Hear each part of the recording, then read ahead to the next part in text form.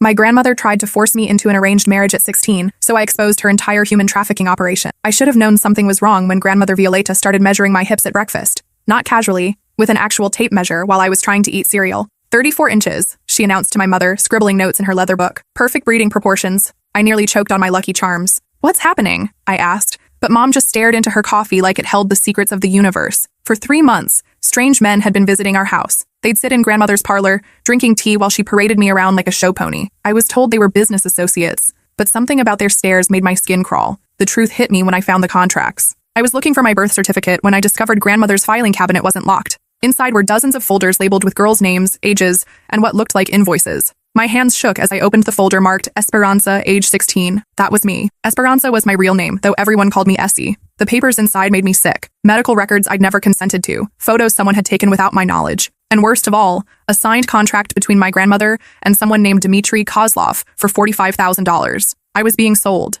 The medical records were horrifying. They detailed everything. Confirmation I was still a virgin, fertility assessments, even dental records. At the bottom, in Grandmother's handwriting, delivery date, March 15th, payment upon receipt. March 15th was next week. That night, I pretended to have food poisoning and stayed in my room, photographing every document. There were 17 other girls' files. Some I recognized from school. Others were unfamiliar, with notes like delivered to client or payment complete. One file made me physically vomit. A girl named Luna, only 14, with a bright red deceased stamp across her photo. I had stumbled onto something much bigger than an arranged marriage. The next morning, Grandmother announced my wedding to the family. Essie will be moving to Eastern Europe next week, she said over pancakes, as casually as discussing the weather. She's marrying a successful businessman who will provide well for her. My father looked confused. Since when? Since it was decided, Grandmother cut him off with a look that could freeze hell. I excused myself and called my cousin Ricardo, who was studying criminal justice. When I sent him the photos, his response was immediate. Holy shit, Essie. This is human trafficking. Call the FBI. Now. But I couldn't. Not yet. Because that afternoon, I overheard Grandmother coordinating with someone about other girls being moved the same week. This was happening to others right now.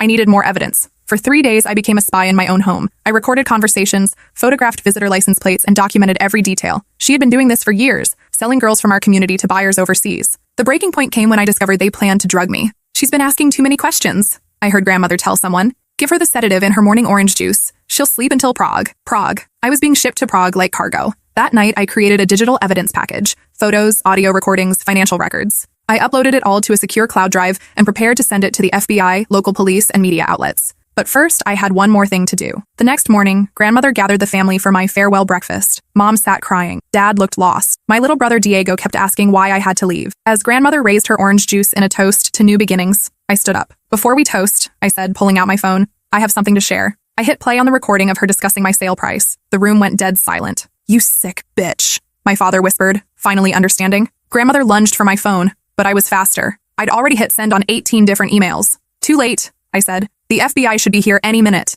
And that's when she told me something that made my blood run cold. You stupid girl, she hissed. You have no idea how deep this goes. Your precious family is already on the list. Your mother agreed to this. Your father signed the papers. I turned to look at my parents. Mom wouldn't meet my eyes. Dad's face had gone white as fresh snow. What is she talking about? I demanded, my voice cracking like brittle glass. The silence stretched until my mother finally broke, her words coming out in broken sobs. We owed them money, she whispered, her hands shaking around her coffee cup. Gambling debts. Your father's gambling debts. They said this was the only way to make it right. My father stood up abruptly, knocking over his chair with a crash that echoed through our small dining room. Violeta said it was just an arranged marriage, he said desperately, his voice rising to almost a shout. Rich husband, good life in Europe. She never told us. Never said what? Grandmother laughed bitterly, a sound like nails on a chalkboard. Never said you were selling your daughter to pay off your poker losses? Never said these men don't take wives, they take slaves? Never said half these girls end up dead within a year? The room started spinning. My own parents had sold me. My own blood, my own flesh and bone had put a price tag on my head and shaken hands on the deal.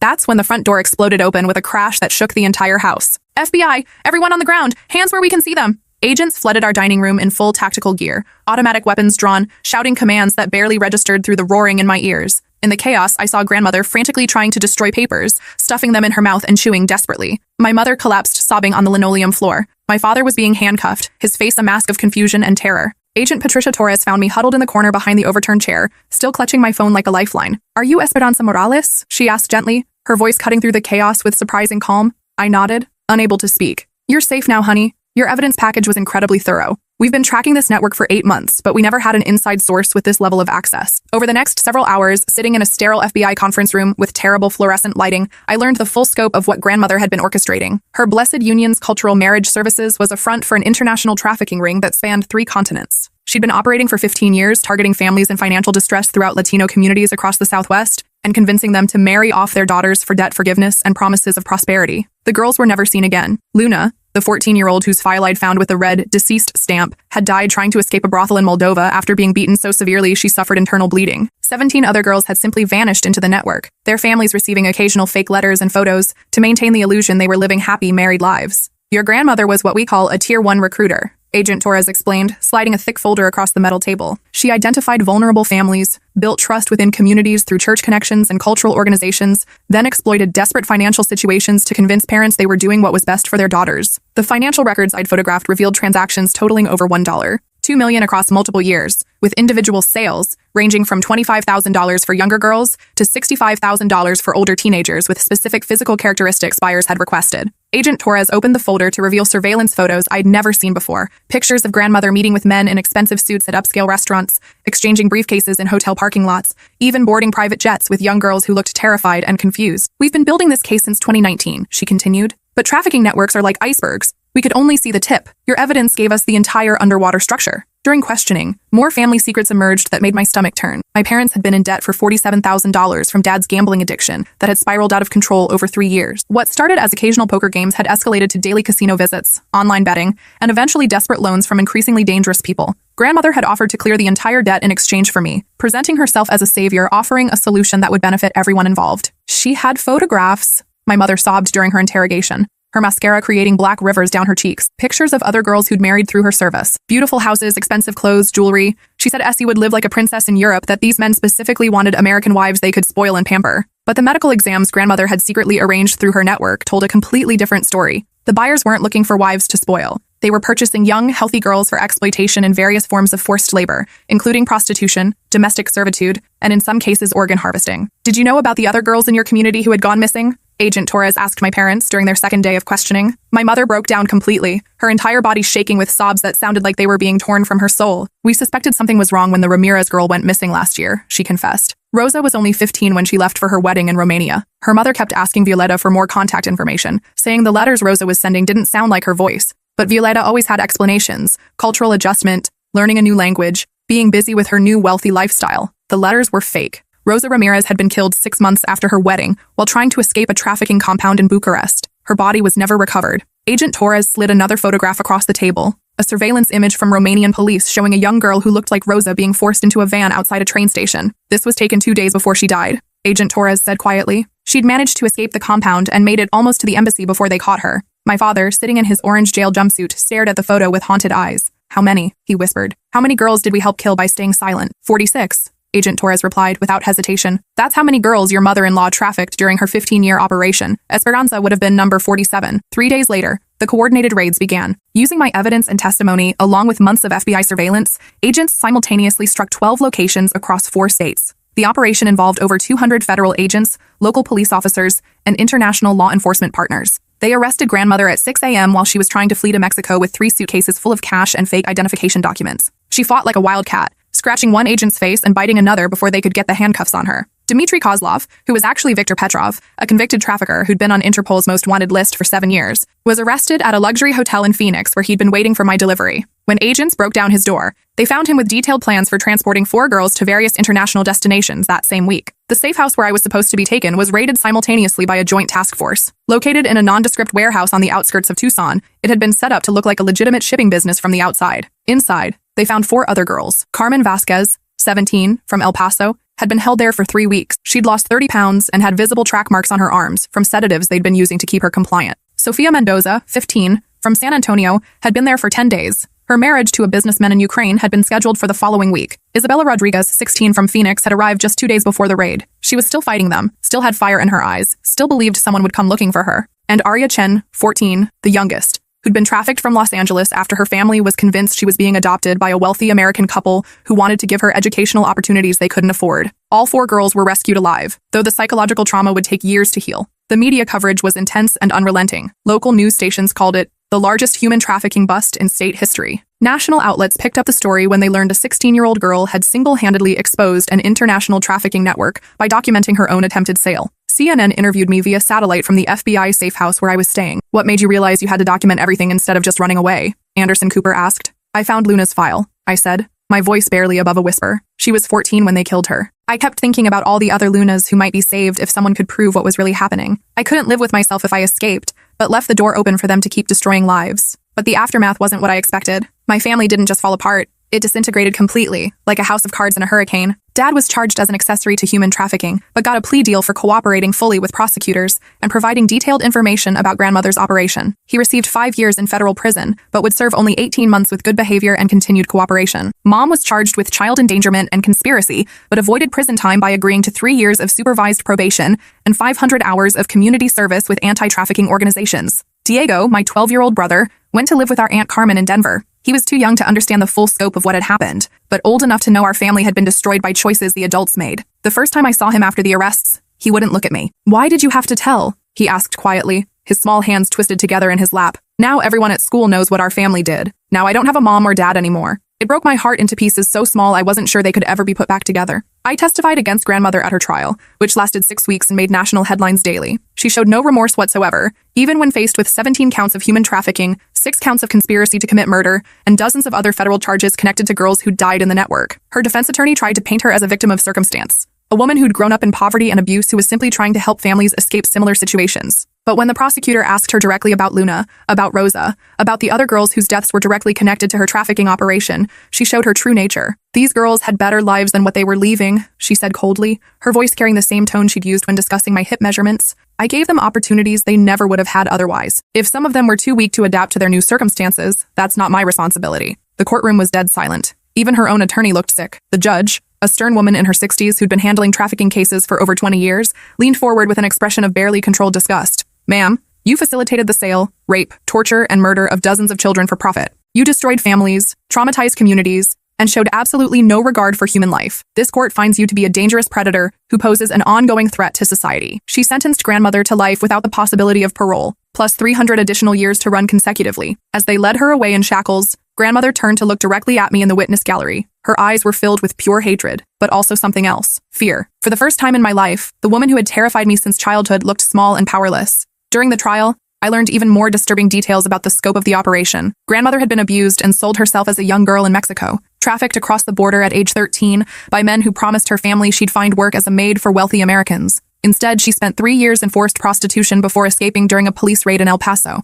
Rather than breaking the cycle of abuse, she'd decided to profit from it, convincing herself that she was giving girls opportunities while building a network that generated millions in revenue. "Trauma doesn't excuse evil," Agent Torres told me after the sentencing. "Some people who experience horrific abuse dedicate their lives to protecting others from the same fate. Others become predators themselves, perpetuating the cycle because they've learned to see exploitation as normal." The psychological evaluation conducted by federal experts revealed that grandmother had been operating similar trafficking networks in New Mexico, Texas, and California over the past 20 years. I was number 46 on her master list of trafficked girls. 6 months after the trial ended, I was invited to testify before Congress about gaps in human trafficking prevention and prosecution. Standing at that podium in the House of Representatives, looking out at dozens of lawmakers who had the power to change systems, I thought about Luna, about Rosa, about all the girls whose names I'd never learn. "The average age of entry into trafficking in the United States is 12 to 14 years old, I told them, reading from testimony I'd prepared with help from victim advocates. "These aren't strangers snatching children off the street. 83% of trafficking victims are trafficked by people they know and trust. Family members, family friends, romantic partners, and community leaders." The Esperanza Act was passed unanimously 4 months later. It requires extensive background checks for international marriage brokers, creates stronger federal penalties for family members who knowingly participate in trafficking, establishes mandatory training for school counselors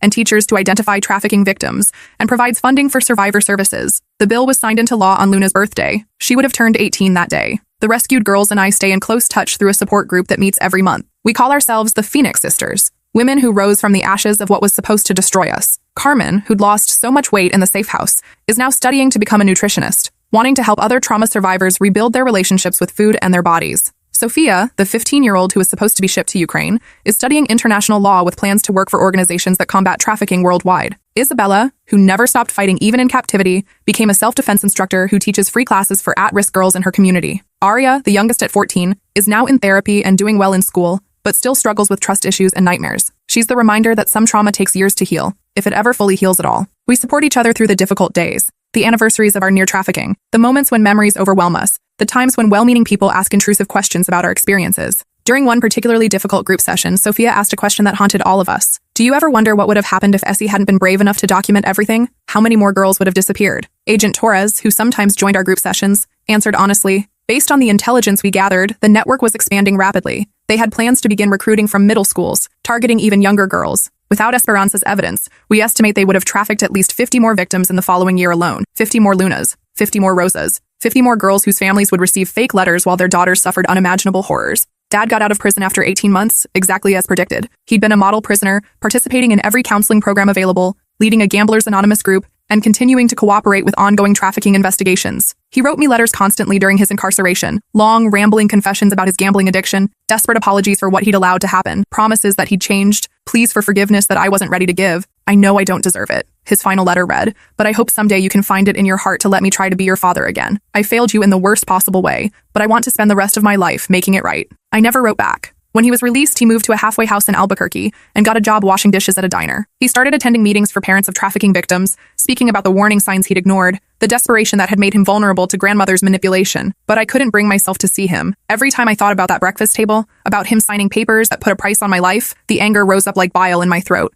Mom had a different kind of breakdown after the trial. She developed severe agoraphobia and couldn't leave her apartment for months. She lost her job, had to move to a smaller place, and started drinking heavily to cope with the guilt and shame. She sent birthday cards every year that I threw away unopened. She left voicemails that I deleted without listening to. She reached out through Aunt Carmen, begging for just one chance to explain, to apologize, to try to repair what she'd helped destroy. But I couldn't forgive her either. Not yet. Maybe not ever. Because she'd had a choice. When grandmother presented that contract, when those men came to evaluate me like livestock, when the medical exams were scheduled, she'd had opportunities to say no, to protect me, to find another solution. Instead, she'd chosen to save herself and sacrifice me. Diego wrote to me sometimes from Denver. Aunt Carmen sent pictures of him playing baseball, graduating 8th grade, smiling with friends. He was healing in ways the rest of us couldn't. But in his letters, I could sense the weight he carried, the knowledge that his family had been willing to sell his sister, the confusion about why everything had to fall apart, the fear that people would always see him as connected to the trafficking operation. Do you hate Mom and Dad? He asked in one letter. I stared at that question for hours before writing back. I don't hate them, I finally replied, but I can't trust them. And I can't pretend that what they did was okay just because they were scared or desperate. Some things can't be forgiven, even by family. Last year, I got a call from Agent Torres that changed everything. We found something you should know about, she said, her voice carrying that careful tone she used when delivering news that could be good or devastating. They discovered grandmother's real records, not the files I'd found in her cabinet, but her actual master database, hidden in a safety deposit box registered under a fake name in 3 different states. She kept detailed notes about every girl she'd trafficked over 20 years, Agent Torres explained, including their final locations, the buyers' real identities, and in some cases, what happened to them after the sales were completed. My heart stopped. Luna? We've been able to rescue 3 more girls using her information, Agent Torres said. They're alive because of your courage to expose this network when you did. Luna, the 14-year-old I thought was dead based on the deceased stamp in her file, was actually being held in a compound in Bulgaria. The death certificate had been forged to close her case and stop any family inquiries. When Bulgarian authorities raided the location based on grandmother's intelligence, they found Luna, now 17, along with 8 other trafficking victims from various countries. She'd been forced into prostitution for 3 years, had suffered multiple injuries and infections, and had tried to kill herself twice, but she was alive. The first time I spoke to Luna via video call, arranged through victim services and international law enforcement, I barely recognized the laughing girl from the school photos I'd seen in her file. She was painfully thin, her hair had been shaved off, and she had scars on her arms that told stories I didn't want to imagine. But her eyes still held fire. You saved my life, she said in accented English she'd learned during recovery. When police came, they said American girl named Esperanza gave them information to find us. I knew it was you from the news stories. I started crying and couldn't stop. I thought you were dead, I whispered. I saw the stamp in your file. I thought I was too late to help you. You were not too late, she said firmly. Every day in that place I hoped someone would come. I never stopped believing, and you made it happen. Luna is now in intensive therapy and rehabilitation in Bulgaria, working with organizations that help trafficking survivors rebuild their lives. She wants to become a social worker, to help other girls who experience what she experienced. The 2 other rescued girls were Maria Santos from Honduras, who'd been trafficked at 15 and held for 2 years in a domestic servitude situation in Germany, and Yuki Tanaka from Japan, who'd been sold into forced labor in a factory in Thailand at age 16. All 3 girls credit my exposure of the network with saving their lives. We've been able to rescue 3 girls and prosecute 17 additional traffickers using the intelligence from your grandmother's records, Agent Torres told me. But there's something else. We've identified 12 other families who were targeted by the network but didn't go through with the transactions. Your case going public scared them away from participating. 12 more families.